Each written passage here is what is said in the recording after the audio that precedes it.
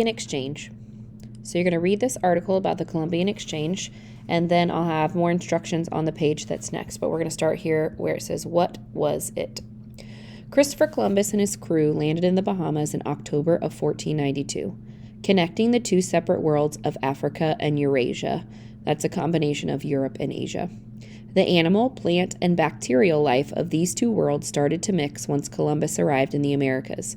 The phrase Columbian Exchange was coined by the American historian Alfred Crosby. This unity of the land masses led to lasting effects on the world.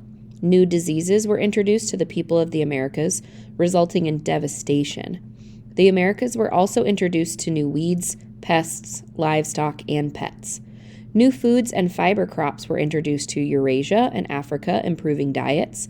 The Columbian Exchange expanded the scope of production of popular products like coffee, sugar, and tobacco, leading to the increased use of these products. This exchange led to a change in both regions. Diseases. One of the most dramatic and devastating effects of the Columbian Exchange was the introduction of new diseases to the Americas. Sailors inadvertently introduced many diseases into the natives in the Americas. These diseases included smallpox, measles, mumps, whooping cough, influenza, chickenpox, and typhus. People who lived in Africa, Europe, and Asia had developed some immunities to these diseases because they had existed on their continent so long. Native adults and children were stricken by many waves of epidemics, leading to mortality throughout the Americas. Some areas of natives died out completely. In all, it is thought that 50 to 90% of the first Americans died between 1492 and 1650 from diseases foreigners brought. This wipeout of natives is considered among one of the largest demographic disasters in human history. The slave trade brought about new diseases like malaria and yellow fever by 1650, and even further plagued Native Americans. New crops.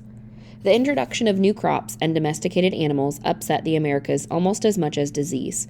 Columbus hoped to establish fields of plenty in the Americas, so he brought many crops from Europe he had hoped would flourish there.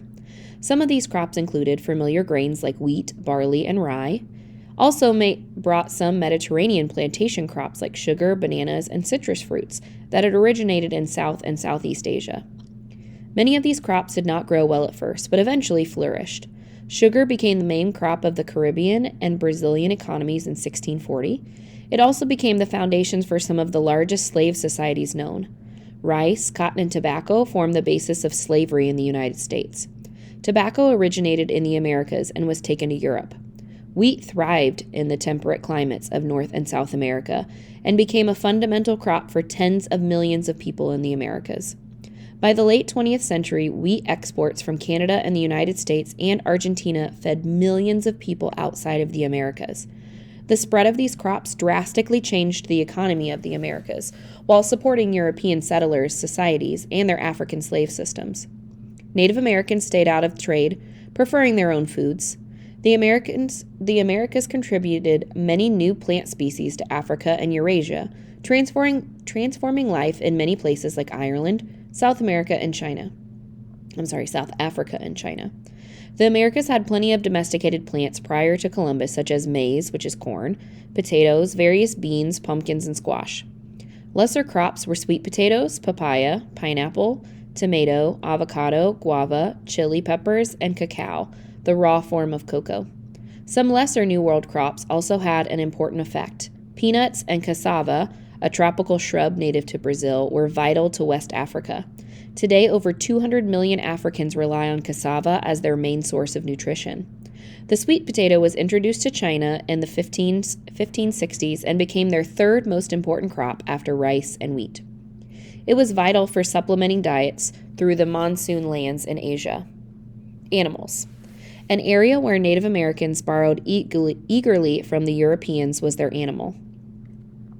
The Columbian Exchange brought about animals like horses, cattle, sheep, goats, pigs, and other useful spices to the Americas. Prior to Columbus's arrival, natives in the high Andes had domesticated llamas and alpacas, but no other large mammal species suitable for domestication were present in the Americas prior to Columbus's arrival. Eurasia had about 72 large animal species, and about 13 of them were suitable for domestication.